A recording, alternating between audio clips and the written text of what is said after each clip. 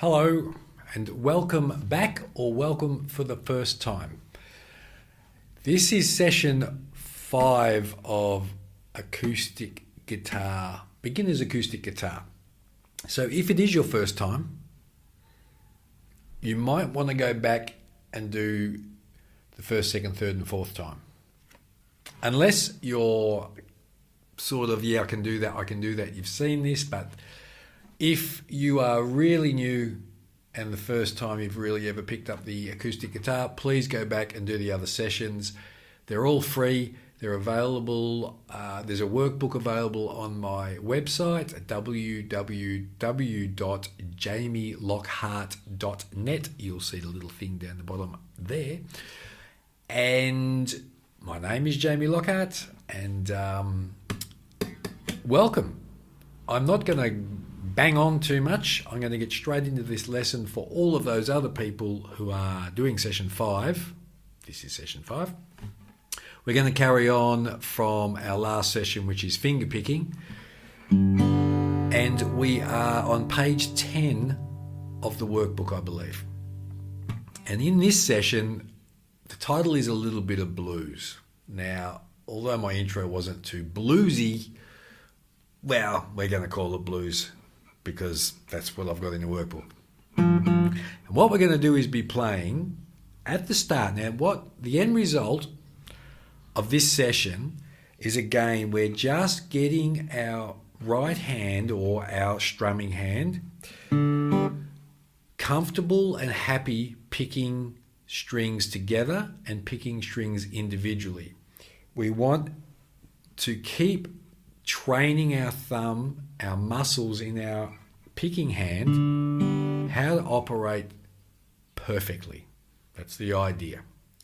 Now, perfectly can take years and years and years.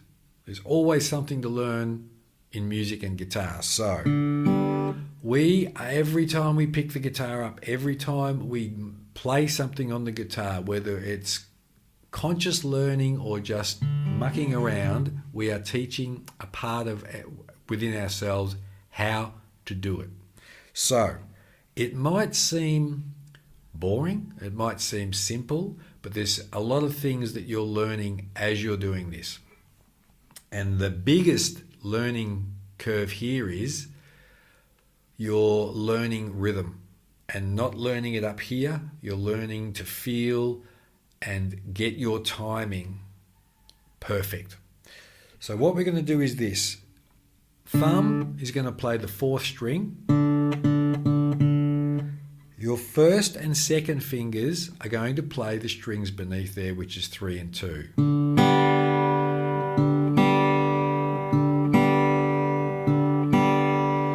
Now, simple, simple, simple. We're going to go 1 and 2 and 3 and 4 and 1. Thumb is always the count, 1, 2, 3, 4, and is always then the follow-up first and second fingers. So 1 and 2 and 3 and 4 and. Now, if you recall and go back to the last session, the mechanics, let's just look quickly at the mechanics of the hand. Remember, the thumb cannot fall behind the first and second fingers, okay? The thumb has to always be free. It can't get caught up. So if you need to turn your hand a little bit, rotate your hand around towards your face to bring that thumb so it's not going to go behind here, okay? So you've got 1 and 2 and 3 and 4 and. I want you to practice that, and I know it's boring. I'm going to add something now and show you this, but what I don't want you to do in any of these sessions is jump ahead too far, because again, you might know it, but it's about embodying and feeling it. So it becomes unconscious. And that's, again, if you've watched any of my other videos or you've done any sessions with me, the greatest skill you can acquire is to have a perfect unconscious rhythm, is how I can best think about it now.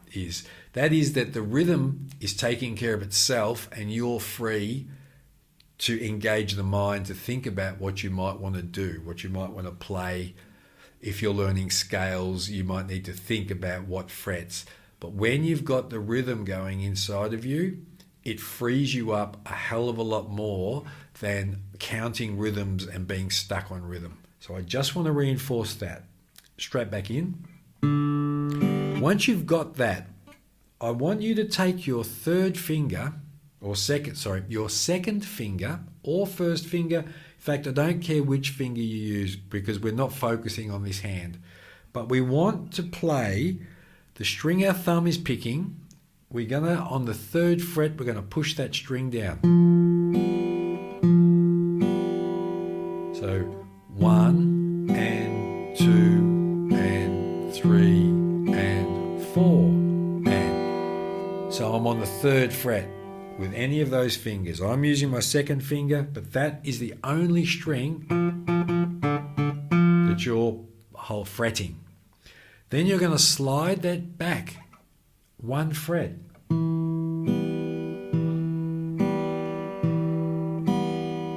After 4 and, you're going to slide it back to the first fret. Then you're going to take it off, back. And you're going to go 3.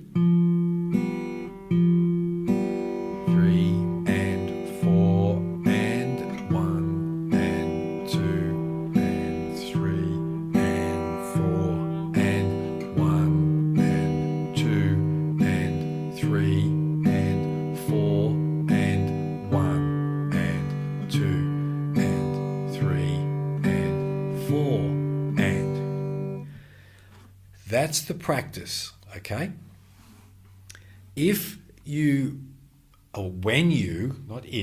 you are happy with your playing and it sounds good to you, you can practice other things. Now, these aren't in the workbook, but you can take our previous lesson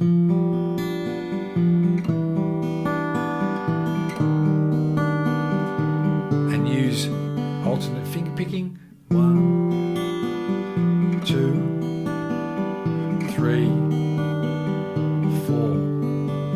You could do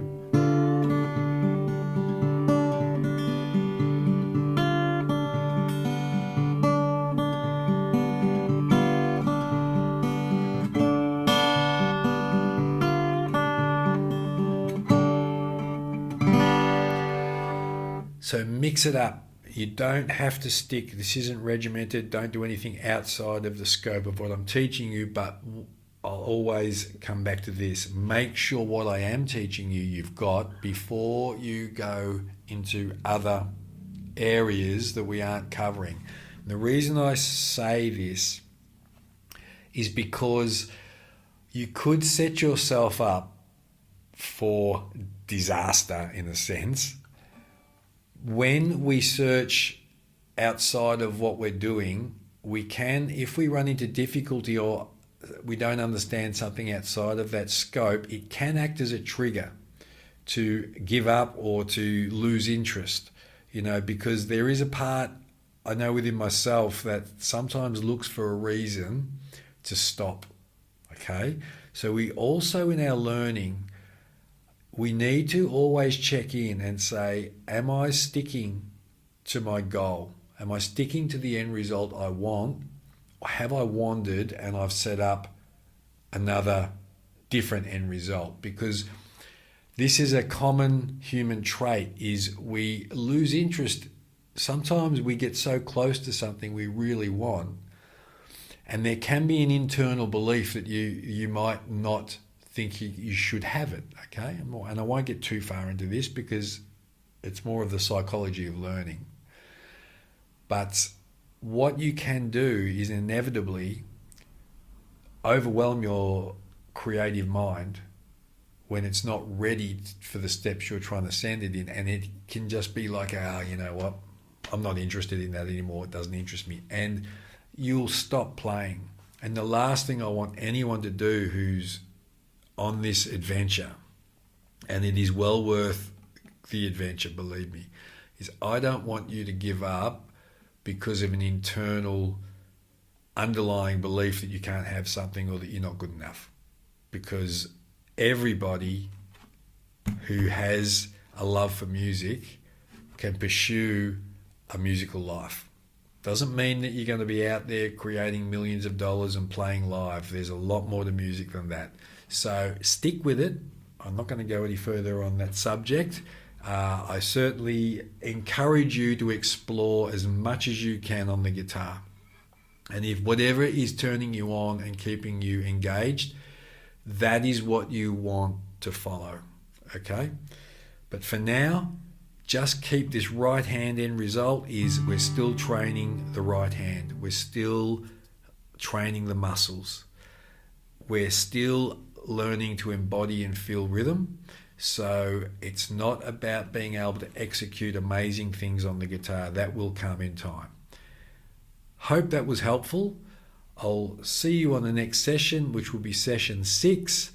Please subscribe to my YouTube channel and please subscribe to my website just so I can send you emailing. If you're on an email list, I can tell you of upcoming events. I can send you free stuff.